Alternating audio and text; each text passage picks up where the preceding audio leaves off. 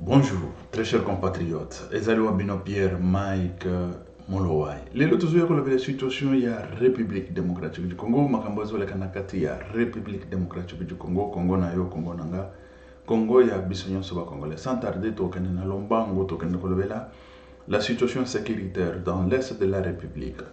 Bon, tokende kulobela sur le champ, comment est-ce que acteurs politiques bazo réagir pour la situation il y a est il y a république wana tukoya kolobelango tukoya ko analyser situation yonso wana et côté il y a Katanga, Lubumbashi et puis côté il y a Kipushi et tout ça et des Kapende atambola ki babisika nyonso wana yende commandant oyo commandant suprême oyo azakuna oyo azokende na kotala ba kote nyonso wana alobi ezali malamu tokochela bino bokende kotala calme ezali situation eza malamu. Bon, tozobanda nano na situation situation mosusu ezali shole bayambaki ye pa VPM tomoni ndenge bayambi abimi asali mwa déclaration na ye na mwa déclaration na ye abambi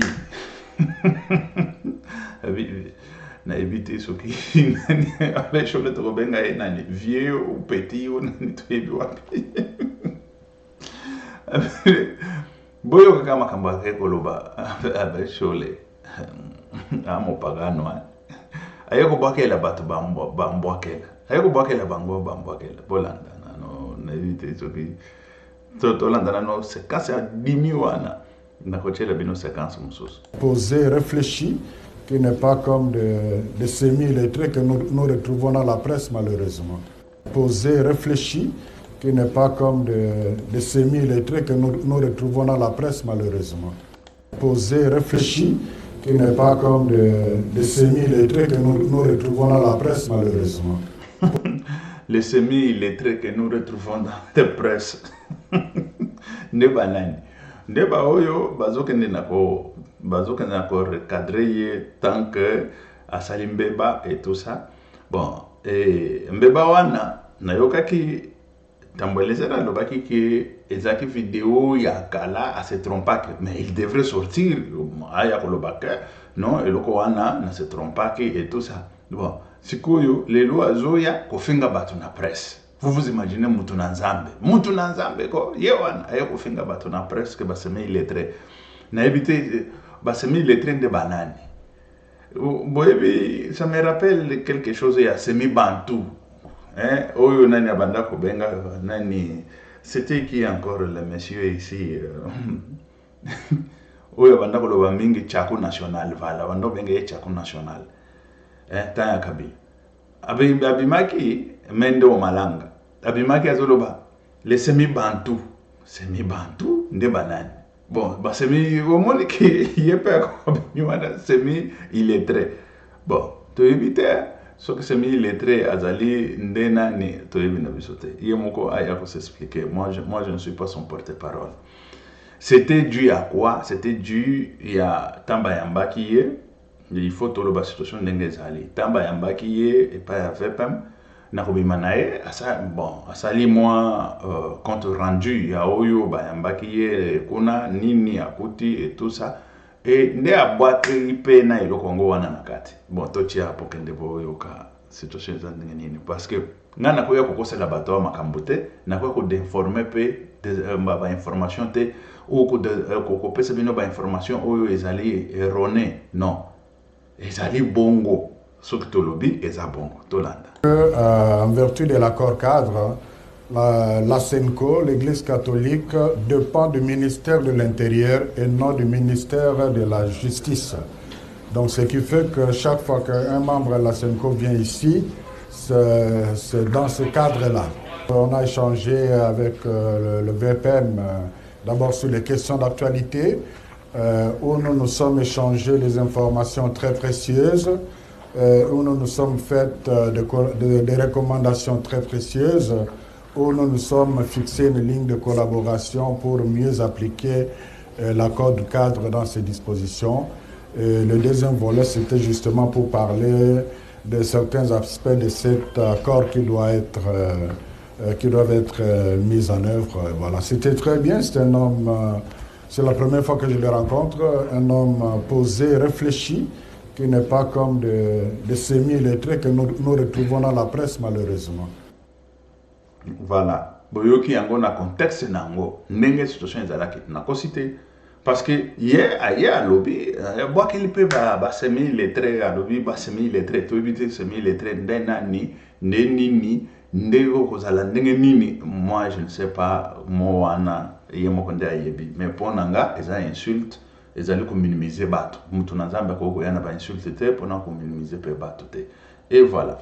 Bon, toleki na situation wana tozokende sikoyo ba situation sécuritaire, ba situation très très importante na kati ya République démocratique du Congo. C'est vrai que nous avons vu ba seno eutaki koleka eza ba seno moko terrible pour la République, ezaki décisif pour la République. Ba période oyo toyoki Goma ekwei bazoya bazoleka bavila mais oui bakomi na nani wana tuzoka au Bukavu bato basoda bakimi Bukavu sans guerre, une grande ville lolenge wana ekwei sans guerre bakeipe bato baye bazui pe Bukavu bafandeli Bukavu et tout ça. Tuzoya sikoyo koloba bomoni déjà ba situation nyonso wana et puis kaka Bukavu yango mon côté même Goma ta ba encerclé ki Goma parce qu'on parle que Goma a été encerclé. On sait que Goma est allé en face, il y a Rwanda. Ça, c'est la première des choses. Pour la cartographie, il y a Nani, il y a Goma. Ou tout le bas, place géographique, il y a Goma. Ils allé en face, il y a Rwanda. C'est vrai que tu es bisognon soké, tozo bondana, les ans M23, mais tozo bondana na Rwanda. Mais Rwanda tout entier, frontière na yon so mobimba. Il y a côté nani, bon tout le bas côté est na biso. Tokangami na Rwanda frontière nyonso mobimba wana. Et après ba pays mususu et tout ça comme la République démocratique du Congo ezali monene. Mais toyebaka Rwanda soki alingi koya kokota akokotela na frontière ya likolo ya se wapi babisika nyonso yo tozali na ye frontalier. Il peut utiliser d'une façon ou d'une autre, que ce soit la nuit, minuit, 1h du matin, 3h du matin, ba troupe peut baleki, baye basali pe bisala sala. Et puis peut-être bazongi ou batikali et tout ça. Tout peut se passer, tout peut arriver. Mais notre armée, comment n'arrivait pas à détecter tout ça? Parce que notre armée savait déjà que nous combattons contre le Rwanda en République démocratique du Congo. On ne combat pas contre des rebelles qui seront, je ne sais pas, repoussés quelque part et c'est fini. Mais non, mais ça, on le savait. Écoutez, j'ai vu notre ministre des Affaires étrangères. Je l'en félicite tout d'abord pour le grand boulot, le grand travail qu'il a battu en dehors de la République et pas en dehors de la République. Bon, c'est pas en République démocratique du Congo, c'était en dehors de la République démocratique du Congo, là où il a battu le travail de la République démocratique du Congo. C'est ça. Il faut que je sois au moins très clair là-dessus. Il a fait le travail de la République démocratique du Congo, mais en dehors de la République démocratique du Congo, parce qu'il est le ministre des Affaires étrangères ou extérieures dans d'autres pays, comme on les appelle. Voilà. Écoutez, aujourd'hui, il a fait briefing, pas briefing, il a fait voilà, un petit échange là avec un groupe de gens. Il a fait, je ne sais pas comment est-ce que je peux appeler ça, conférence de presse ou quoi, je ne sais pas. Mais il a parlé. Elle a parlé, excusez, elle a parlé. Mais dans ce parler, elle a dit, elle est ancienne de l'ONU. Et ça m'a attiré mon attention pour comprendre qu'elle est ancienne de l'ONU, bien sûr. Vous savez, bon, un grand nombre, je dirais, un grand nombre qui travaillent aujourd'hui dans des organismes internationaux, il faut qu'ils aient, je pense qu'elle connaît ce quoi la relation extérieure, la relation, parce que je lis sur la bande là, la bande qui était devant elle, c'est bien, bon, c'est bien écrit, je ne sais pas, la coopération, une histoire comme ça, ou une histoire comme ça. Bon, elle est bien posée dans tout ça. Ce que j'aimerais dire est que en République démocratique du Congo, nous avons au moins des gens qui savent faire ce qu'on appelle élaboration. Quand on parle d'élaboration des projets, ou on parle de matrices. Quand je parle de matrices, les gens qui ont étudié ça, ils savent de quoi je suis en train de parler. Des matrices Préparer tout d'abord pour diagnostiquer les problèmes. Ça, c'est ça que je voulais expliquer. Diagnostiquer les problèmes que nous avons. Parce qu'en République démocratique du Congo, pour le moment, il faut diagnostiquer tout d'abord les problèmes qui existent. Nous avons les problèmes, bien sûr. La guerre est venue, et puis dans la guerre, nous avons perdu du terrain. Comment est-ce que nous avons perdu du terrain? Nous avons vu qu'il y a un problème dans l'armée, parce que notre armée est trahie.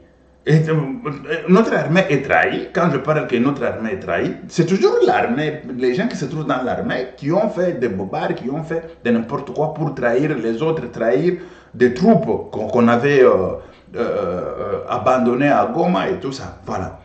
Et ça, c'est ça même les grands problèmes. C'est ça qu'il faut diagnostiquer. Pourquoi nous perdons des terrains?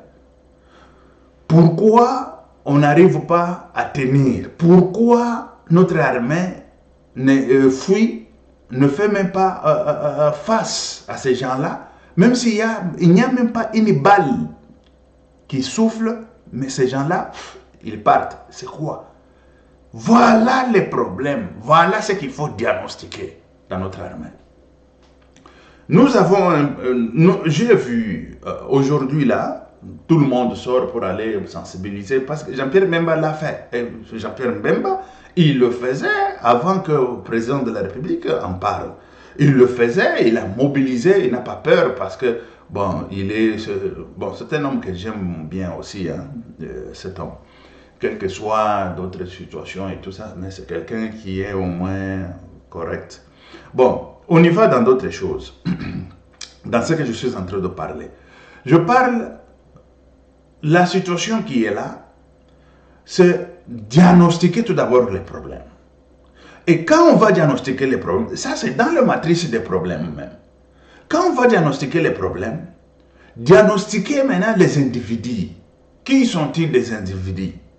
Et diagnostiquer aussi les liés. Bon, les liés, on sait, c'est dans l'Est de la République démocratique du Congo. Les individus, on sait, c'est les politiciens, les rebelles et nous. Et puis, dans les individus, nous avons l'armée, qui est acteur principal, bien sûr, dans le problème, qui est armée, notre armée, en face de rébellion. Pourquoi notre armée fuit? Est-ce que la situation de la République démocratique du Congo est de recruter ou c'est le problème, je dirais, les problèmes d'effectifs ou les problèmes de... quand je dis problème d'effectifs, ce qui veut dire qu'il faut recruter pour avoir la solution, pour trouver la solution à la situation. Bien sûr que nous avons besoin de beaucoup de militaires. Mais quand on recrute, est-ce qu'on va finir cette situation? C'est ça aussi le grand problème. Notre armée est l'armée de combien d'individus? C'est ça. Combien d'éléments? Nous avons une armée, je ne sais pas, de 100 000 ou 150 000, je ne sais pas, de 100 000, bon, je ne sais même pas. Bon, prenons 100 000 hommes. Mes chers amis, très chers compatriotes, le problème qui est là, ce n'est pas seulement l'effectif. L'effectif, ça fait aussi partie parce que nous avons besoin de militaires qui seront les militaires au moins dignes, qui veulent aller combattre et tout ça. Mais le grand problème est de l'organisation au sein de l'armée. C'est ça le grand problème que nous devons régler et régler aussi, je dirais, d'urgence et définitivement. D'urgence et définitivement. C'est ça, la première des choses, il faut diagnostiquer, c'est ce qui nous ronge. Ce qui ronge la République démocratique du Congo. Vous vous rendez compte, si ce n'était pas par la coopération, ou je dirais, oui, bien sûr, la coopération internationale, si ce n'était pas par la coopération internationale dont notre gouvernement, avec la ministre des Affaires étrangères, avec Félix Antoine Tshisekedi Tshilombo, qu'on a gagné, à... Ça, c'est... Écoutez, il n'y a personne qui peut dire un mot. On a gagné jusqu'à... Oui. Mais sur le terrain non militaire, c'est ça le grand problème qu'il faut régler le plus vite possible. Il faut régler d'urgence. C'est ça même d'urgence qu'il faut régler. Vous vous imaginez que Si sur le terrain, on était fort, et puis sur le plan international, sur la coopération internationale telle que Félix l'a gagné, vous savez que c'était quoi? C'était qu'on gagne et puis on s'en fout des histoires là de Rwanda et tout ça. Quand Rwanda joue, on entre même là-bas et puis on finit avec lui. Et c'est fini. Vous comprenez? Et c'est ça. Et c'est ça le problème. Et il faut qu'on arrive à ce stade-là. Et pour arriver à ce stade, qu'est-ce qu'il faut? Il faut régler la situation dans l'armée. Il faut régler la situation dans l'armée. J'ai vu des députés, bon, pas beaucoup, pas tous, poignée de députés, poignée de députés qui se sont réunis pour pouvoir chercher au moins des solutions qu'on peut toutefois suggérer, ça c'était bien dit, suggérer aux effectifs, je dirais à l'exécutif. L'exécutif, ce qui veut dire les gens qui se trouvent dans le gouvernement. Ils sont en train de se rechercher, bien sûr, ils sont en train de se rechercher, chercher des solutions, parce qu'ils sont en train de réfléchir, ce sont des intellos. Un intello, il faut réfléchir, chercher des solutions avec des hypothèses et tout ça. Et c'est là où vous allez trouver la solution. Mais la solution, ce n'est pas seulement la solution d'effectifs des militaires ou la solution économique. Parce que là, on a parlé de la situation économique. C'est ça que moi j'ai entendu. J'ai entendu qu'on parle de la situation économique, il faut chercher comment, parce que, bon, je dirais, la situation économique, pourquoi? Parce que eux, ils sont des autorités budgétaires, il faut au moins mettre un paquet pour l'armée et tout ça. Ça ne fait pas longtemps, le président Félix-Antoine Tshisekedi Tshilombo nous avait dit qu'il a injecté plusieurs millions, même milliards, dans l'armée. Dans l'armée, pour pouvoir arriver à la solution de l'Est de la République démocratique du Congo. Ça, on le sait tous. Mais où est parti cet argent? C'est ça le grand problème. Et de deux, les problèmes ne se trouvent pas sur la situation de l'argent et sur la situation d'effectifs, mais les problèmes se trouvent sur la situation organisationnelle. Ça, c'est clair. Je fais ressources humaines. Quand je parle de ressources humaines, c'est ressources organisationnelles pour organiser des entreprises, organiser des troupes organisationnelles. Quand on parle de troupes organisationnelles ou des organismes et tout ça, voilà, l'homme qu'il faut à la place qu'il faut, qu'est-ce qu'il faut faire pourvu que la situation arrive à monter, mais on ne monte pas. C'est ça les grands problèmes, c'est ça. Je suis professeur, je dirais professionnel ou technicien en ça. Je suis technicien.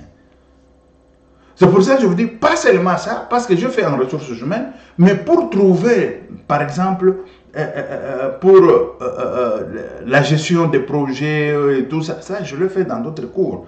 Pour faire la gestion des projets et tout ça, pour commencer les projets, qu'est-ce qu'il faut? Il faut diagnostiquer tout d'abord les problèmes. Comment diagnostiquer les problèmes? On arrive à diagnostiquer tout d'abord, les individus qui sont affectés par les problèmes, diagnostiquer les liés touchés par les problèmes, diagnostiquer maintenant l'effet des problèmes et tout ça. Et là, tu commences maintenant c'est ça. C'est ça le problème. Les grands problèmes, c'est les problèmes organisationnels de la République démocratique du Congo. Pas de la République démocratique du Congo. Oui, je dirais, parce que quand dans la politique ça ne marche pas, aussi dans l'armée, même. Parce que nos militaires que nous avons, ce ne sont pas des militaires. Nous avons que des coopérants, je dirais, ou des commerçants. Ils sont là pour se faire de l'argent. Ils sont là pour... Et ça, je le sais. Tout le monde le sait en République démocratique du Congo. Les généraux là, ils cherchent leur titre, c'est pour aller dans des mines. Ils ont des carrés de miniers, ils ont des maisons, ils ont des immeubles à Kinshasa, ils construisent, ils font je ne sais pas quoi. C'est ça leur but. Leur but principal pour être dans l'armée, c'est ça. Leur but principal pour être dans l'armée, c'est faire de l'argent noir, je dirais. La corruption. Ils sont là pour intimider, dire que non, moi je suis général, je suis capitaine, je suis colonel, je suis je ne sais pas quoi, lieutenant général et tout ça. Et c'est ça le grand problème. Intimider. Et ça, c'est une situation qu'il faut arriver à trouver la solution le plus vite possible. Si on n'arrive pas à trouver la solution le plus vite possible dans cette situation, je vous dirais qu'on serait toujours les ennemis et quoi les sous-hommes de Rwanda ou les sous-hommes de je ne sais pas quoi. Vous comprenez? La situation en République démocratique du Congo, c'est vrai que ça y est sur l'effectif, il faut mobiliser les jeunes, on peut avoir les troupes d'1 million de jeunes, de militaires, mais sur le terrain, si on ne combat pas tel que ça se passe, on ne combat pas pourquoi? C'est ça le grand problème. 1 million, ils vont fuir devant, je ne sais pas, troupes de 200 personnes. 1 million, ils vont fuir parce que 200 personnes, ils se sont décidés pour s'affronter. Mais 1 million là que nous avons, ils ne veulent pas s'affronter, ils partent. Ça c'est un. Et pourquoi ils ne veulent pas s'affronter? C'est ça qu'il faut diagnostiquer. Il faut diagnostiquer là-dedans. Ce n'est pas à moi de donner cette réponse. C'est aux militaires qui ont fui la guerre, par exemple, ceux qui ont fui à Bukavu. Ils doivent nous dire, c'est pour ça que nous demandons la justice pour pouvoir interpeller tous ces gens-là qui ont fui aussi à Goma, toutes les autorités, parce qu'à Goma, toutes les autorités, ils ont fui. Hein? Ils ont fui 3 jours avant même la guerre, 3 jours. Mais il faut prendre tous ces gens-là, le mettre devant le barreau. Et c'est à partir de là qu'on va chercher à trouver la solution, à conclure et comment trouver la solution au sein de l'armée. Parce que ce n'est pas que nous avons une armée, chaque fin du mois, c'est l'argent qui passe, on paye je ne sais pas qui, on paye tout le monde, mais ces gens-là, au retour, au lieu de nous donner service, ils ne donnent pas. Moi, je parle en tant que compatriote, je parle en tant que patriote de ce pays, parce qu'ils doivent nous donner les services. Mais ils ne nous prêtent pas les services dont ils sont censés de nous prêter. Ils ne nous prêtent pas de services. Les généraux, les capitaines, les généraux et tout ça, ils ne nous prêtent pas les services dont ils sont censés de prêter. Les services qu'ils doivent prêter pour protéger la population, protéger la terre, protéger la terre de nos aïeux. Mais ces gens-là, ils sont incompétents. Ils ne sont pas disponibles, je dirais. Parce que moi, je ne peux pas croire qu'un militaire, il va à la guerre, avant même qu'une balle souffle, ils ont abandonné tout, ils sont partis. Mais pouvez-vous me dire, c'est grave ça, c'est très grave dans l'armée. C'est très grave, quand je vous dis que c'est très grave, c'est très grave. Et très très grave. Tant que les civils, je vais vous donner l'exemple, les civils, les Ouazalendou que vous voyez là, ils ne sont pas ni bien armés, ils ne sont pas ni bien protégés, ils n'ont pas ni de quoi, des antiballes ou quoi, non, ni casque, ni quoi, mais ils affrontent la guerre. Mais à combien plus forte raison, notre armée, qui est bien équipée, ils ont, parce que quand on demande l'équipement pour, je dirais, pour l'armée, cela ne veut pas dire qu'ils n'ont pas des équipements au moins corrects, au moins pour se défendre. Ils ont ça. Mais comment ces gens-là, ils fuient la guerre, ils laissent tout, ils abandonnent et puis ils partent. Et puis, dans l'armée, c'est comme si rien n'était. Et puis, on cherche à trouver la victoire sans solutionner ça. Sans solutionner les problèmes qui se trouvent dans cette organisation. Mais c'est ça. Moi, en tant que technicien des ressources humaines, un technicien des ressources humaines, c'est lui. J'ai une licence en ressources humaines. Et je veux faire master en ressources humaines aussi. Un technicien en ressources humaines, il regarde tout d'abord les individus, les hommes en particulier dans l'organisation. Et ces hommes-là, leur comportement vis-à-vis à leur engagement du travail, est-ce qu'ils donnent le fruit? Parce que le fruit du travail, c'est nul. Le fruit du travail, c'est nul. Mais ça, je vous dis, le fruit du travail est nul, zéro. Ces gens-là, ils méritent d'être licenciés. Et puis, à la porte, je ne sais pas. Bon, ils ont déjà des immeubles, des avions, des tout. Ils sont millionnaires déjà. Ils doivent être dehors. Dehors de l'armée. Mais oui. On ne peut pas garder de tels hommes. On va les garder pourquoi? On va les garder pour quel but? On va les garder pour qu'ils fassent quoi dans l'armée? Nous voulons... On se demande. Je ne me demande pas parce que je suis technicien dans ça. Technicien. Je suis technicien. C'est très grave, très chers compatriotes. C'est très grave avec notre armée. La situation qui prévoit en République démocratique du Congo est l'organisation au sein de l'armée. Ça c'est clair. L'organisation. Et cette organisation, lorsque ça ne fonctionne pas bien, on est loin de vaincre la guerre. On est très loin. Comment se fait-il que nous avons vu l'effectif qui venait pour prendre Bukavu? Mais ces gens-là, ils étaient, je ne sais pas si c'est que 300, 400 qui venaient là-bas. Moi, je n'ai pas vu là-bas 5000 hommes qui venaient pour prendre Bukavu. Bukavu, on a donné ça gratuitement. Mais nos militaires qui étaient à Bukavu, ils étaient sur 5000, 10 000. Ils fouillaient déjà. Ils fouillaient. Et ils fouillaient à Mipiko. Quand on parle de Mipiko, on a besoin de Bima Boye. On a les lignes Boye au lobby. Mais quand les lignes ont money, c'est déjà 2000. Ce qu'on va avoir, si Makuna n'a pas passé par les cas, c'est combien? Mais comment voulez-vous me dire que cette armée, nous allons vaincre, nous allons récupérer la terre, nous allons récupérer. Me dit, on ne va pas récupérer cette terre avec cette armée. On ne va pas récupérer où il faut d'autres mécanismes dans l'armée, où il faut d'autres méthodes qui doivent se passer, Oui, il faut d'autres méthodes.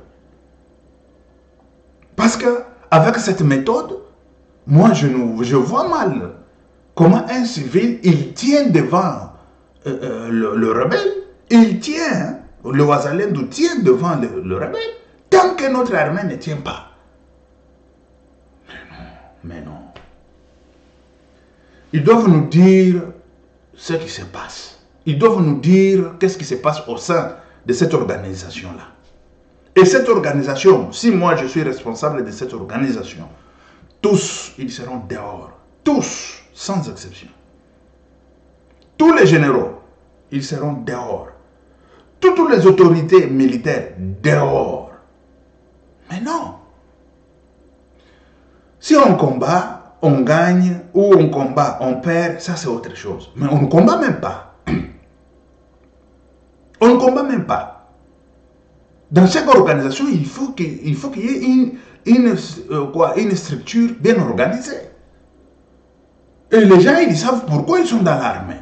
Ce n'est pas qu'on les a pris comme ça par la force, aller combattre et tout ça. Mais non. Ils savent pourquoi ils sont dans l'armée.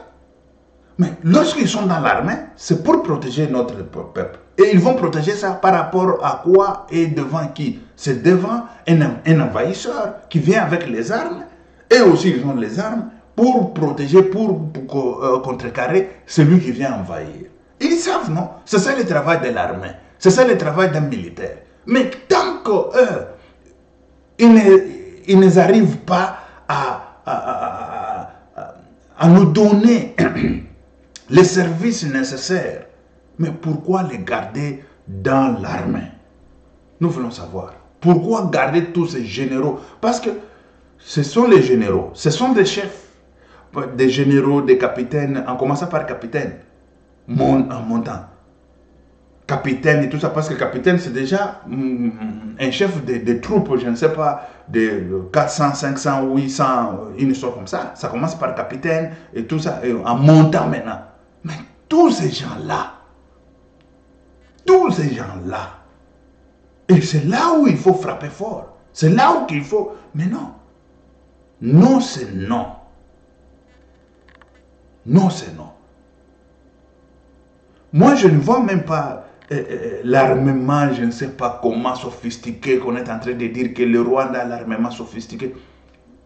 On regarde quand ces gens-là passent, il y a des gens qui sont en train de filmer. Mais moi, je ne vois pas les armements sophistiqués là-bas. Ils sont déterminés, c'est fini. Et ils arrivent devant notre armée, ouf, mais c'est comment? Ils sont... Et j'ai déjà vu, hein, quand ils sont en train de filmer, hein, ils sont dans la brousse, ça commence à souffler comme ça, ils commencent à se cacher comme des mouches quelque part là. Les militaires, quel type de militaire? Quel type de militaire au monde militaire qui na mulima? Ah, na la hivi. Oui. Wewe kusoda ya wapi? Analala na mundo kivi. Bobale kule. Baza kuna. Bobale kule. Donc on a piqué masasi. Hélicoptère yende ba piqué kule. C'est quoi ça comme histoire? Moi civil, moi Pierre-Mike Mouloa civil, je ne peux pas faire ça. Civil, je vous dis, je suis civil. Je ne peux pas accepter que ces gens-là qui viennent nous envahir, ils n'ont pas 50 couilles. D'après tout. Il en a que 2 comme tout le monde ici. Comment ils sont plus hommes que nous? Hein? Et c'est ça le problème. Le problème se trouve dans notre organisation. Et il faut que notre organisation puisse trouver des solutions. Et la grande solution que moi je propose aujourd'hui est de pouvoir mettre tous dehors et refaire l'armée. Quand je dis de refaire l'armée des jeunes et tout ça, avec un jeune qui vient, qui a une licence, qui a un master, qui a je ne sais pas quoi, capitaine déjà, parce que on a besoin d'autres gens, de nouveaux hommes dans l'armée. Tous ceux qui sont là, dehors. Quand je dis dehors, c'est dehors. Et de nouvelles générations là, allez, celui qui est licencié directement, officier et officier supérieur, celui qui est... Pour qu'on commence déjà à commander, pas seulement le général et tout ça, non, avec le titre déjà de capitaine, il peut commander tout. On n'a pas besoin de généraux dans ce pays-là. Tant que nous avons des généraux, on est en train de perdre des terrains sans combat, sans quoi, mais on a des généraux. Lieutenant général, je ne sais pas qui là, vos titres là. On n'a pas besoin de vos titres là. Nous avons besoin des gens qui sont décisifs, des gens qui doivent combattre, qui doivent défendre notre patrie, défendre notre peuple. C'est au prix du sang. C'est ça l'armée. C'est au prix du sang. Cette armée, il faut tout dehors. Officiers, sous-officiers, tous ceux qui sont responsables là, fuera, libanda. On prend une nouvelle armée, nouvel homme, et tout ça, on commence, voilà. Toi, tu avais fait quoi? Moi, je fais je ne sais pas quoi, je suis licencié en quoi, je ne sais pas quoi, allez. Officier, déjà, on commence avec même lieutenant ou sous-lieutenant. Le lieutenant, il commence à commander, je ne sais pas, des troupes et tout ça. Et c'est ça. On n'a pas besoin, nous, de titres, je ne sais pas quoi, titres, je ne sais pas quoi, général. Chez nous, là, il reste d'avoir des maréchals et des maréchals aussi. Ah là là. C'est ça. Écoutez. Makambo batala kango boy pour kozwa solution. Tokozwa solution le kambo ndenge nini. Je veux les députés se réunir, chercher la solution. En cherchant la solution, ce n'est pas que non l'argent et tout ça, budget aussi ça fait partie, bien sûr, mais cet argent, on va jeter à la poubelle, tel qu'on a jeté d'autres argent. Je ne sais pas si c'est 1 milliard qui était parti dans l'armée. À la poubelle. 1 milliard à la poubelle. Suivons les députés. Que vivent nos compatriotes à l'est du pays nous préoccupe beaucoup. Nous, élus nationaux, et spécialement nous, les députés de la commission ECOFIN. Et nous avions entamé une série d'auditions. Aujourd'hui, c'était le VPM de la fonction publique. Il sera suivi de la gouverneur de la Banque centrale, s'en suivant également les ministres du budget, celui des finances, celui de la défense, parce que, vous l'avez suivi, le chef de l'État qui suit de près la situation à l'est du pays a voulu que nous puissions donner suffisamment de ressources au secteur de la défense et de la sécurité. Nous avions, lors de la session extraordinaire, nous, ECOFIN, fait passer une résolution qui voudrait que l'exécutif exprime le vrai besoin pour les fonds nécessaires à renforcer le secteur de la sécurité et de la défense. Au-delà de ça, il était important qu'il y ait également des garanties de bonne gestion de ces fonds pour que nous puissions savoir comment réduire le train de vie et éventuellement rechercher des ressources supplémentaires ou additionnelles pour renforcer davantage les crédits alloués au service, au secteur de la sécurité et de la défense. Là, pour nous, nous avons entamé cette série de réflexions. Nous appelons ça réflexion parce que nous pensons que les élus ont également une réflexion à porter à l'exécutif. C'est vrai, l'État congolais vit cette agression barbare rwandaise que nous condamnons tous, mais l'État doit continuer à fonctionner, notamment sur ces territoires occupés. Parce que les fonctions régaliennes de l'État, il y en a qui sont paralysées par le fait qu'on soit occupé, mais les fonctions qui doivent continuer à le faire. Quel est le sort des fonctionnaires qui vivent sur ces terrains-là? Quel est le sort ou la fonctionnalité qu'on doit accorder aux institutions bancaires, la Banque centrale sur place, les banques commerciales? Quelle politique le gouvernement a sur cette question-là? Nous sommes d'accord, nous sommes contents parce que nous avons senti que des réflexions étaient déjà amorcées au sein du gouvernement. Le VPM de la fonction publique nous a avancé quelques réflexions que nous avons enrichies, mais je crois qu'il a promis de prendre une circulaire qui va essayer de cadrer cela. Nous lui réservons la primeur de ces mesures-là, mais que les populations qui sont sous le joug de l'ennemi, de l'agresseur, sachent que le gouvernement et l'Assemblée nationale, du moins la commission ECOFIN, ne les oublient pas. Nous continuons à réfléchir comment venir en aide à ces Congolais, comment le gouvernement ou l'exécutif doit avoir le moyen nécessaire pour au plus vite buter dehors cette agression. Nous avons la responsabilité de faire échec à cette agression rwandaise, le répétons encore, et le chef de l'État peut compter, du moins tous les Congolais peuvent compter sur l'autorité budgétaire que nous sommes pour donner les moyens nécessaires à ce que nous puissions arriver à terme de ce conflit, de cette agression, pour que le Congo retrouve ses dimensions reconnues par notre Constitution et reconnues par les instances internationales. Voilà. Vous avez compris, ici on parle seulement de finances et tout ça, mais c'est ça. Et les politiciens de l'autre côté, ils sont en train de parler aussi aux jeunes pour recruter, au recrutement, je dirais. Et ça, on parle sur finances et effectifs, mais on ne parle pas sur l'organisation de l'armée là-dedans. On ne parle pas de ça, sur l'organisation, parce que c'est un organisme. Et cet organisme, lorsque l'organisation n'est pas bien encadrée, n'est pas bien structurée, c'est nul. C'est nul. C'est comme l'entreprise, comme toute autre entreprise. C'est une organisation comme toute autre organisation. Mais lorsque l'organisation n'est pas disciplinée, l'organisation n'est pas bien organisée, et voilà des conséquences. C'est ça, on fuit, on laisse des terrains, on laisse tout ça, on laisse même des matériaux. Ils vont là-bas, ils laissent même des matériaux, ils partent, oh non, ils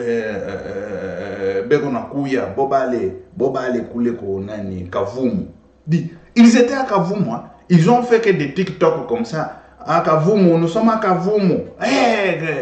Qui vous badinez ou quoi? Vous badinez ou quoi? Moi, j'aimerais parler aux militaires comme ça. Félix, moi, je vais être devant le militaire. Leur parler face à face comme ça, tous ces généraux là-bas, et puis leur dire, déposez vos armes, déposez tout, et puis c'est fini. Allez, chacun pour soi, et puis vous êtes tous révoqués. Révoqués, tous dans l'armée. Révoqués. Mais ça, c'est impossible ça. C'est impossible. Quelle organisation? Quelle organisation?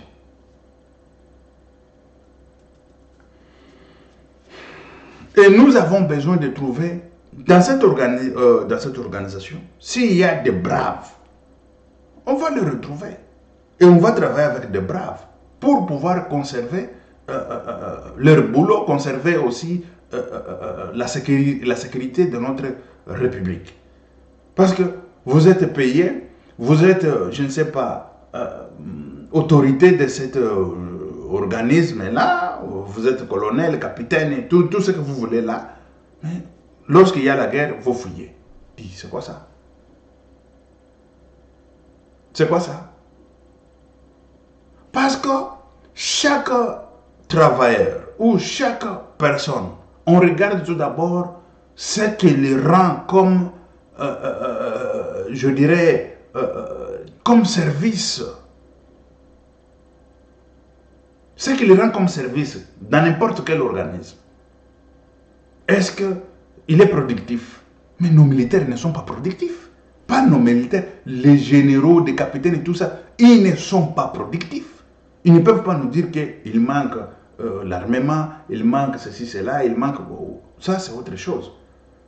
C'est vrai que ça fait une partie de ce que les députés ont en train de dire, de pouvoir chercher des budgets, de pouvoir, je dirais, de pouvoir prendre l'argent là et puis survenir à leurs besoins. Survenir à leurs besoins, c'est acheter les armements, acheter tout ça, les munitions et tout ça, voilà, les équiper.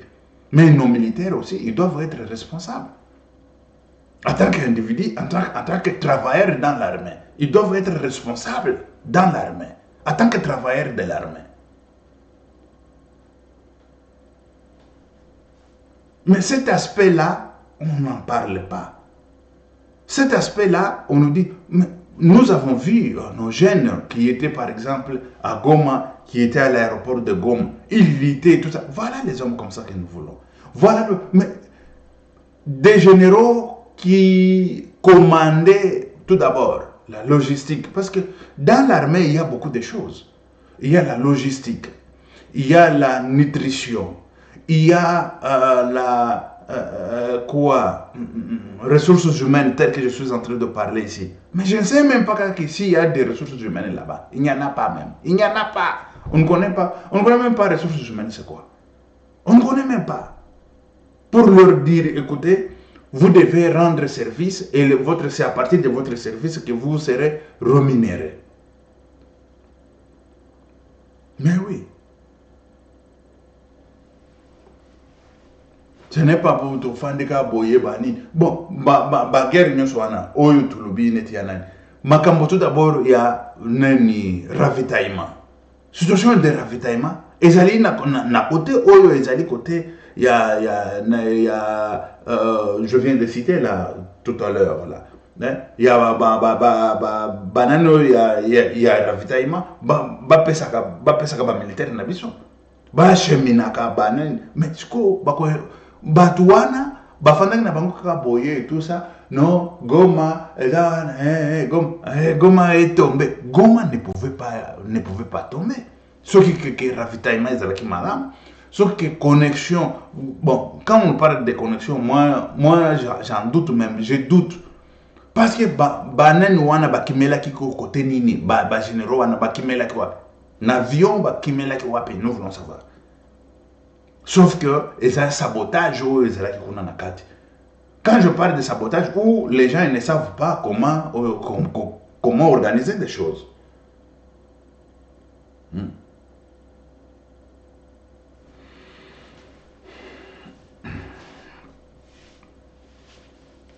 Situation yango wana, très chers compatriotes, il faut que l'armée soit organisée. Et c'est ça, l'organisation doit être dans l'armée. L'organisation. On peut parler de écoutez, ceci, cela, mais tant qu'il n'y a pas d'organisation, c'est nul. Et quand on ne s'organise pas au Congo, les grands Congos tels que vous le voyez, il y a des gens, bazo convoité, on le sait, tous. Bazo convoité la République na biso. Mais biso ba la République, tolingi organisation te, tolingi nanita, yo muto kotonga mboko, muto soki a le biloko le lengo na foko kanga, kotia na prison. Kokanga kotia na prison. Ok, merci très chers compatriotes, on se verra encore, que Dieu vous bénisse, c'était Pierre Mike Moulouaï. Ok, merci, ciao, à la prochaine, que Dieu vous bénisse.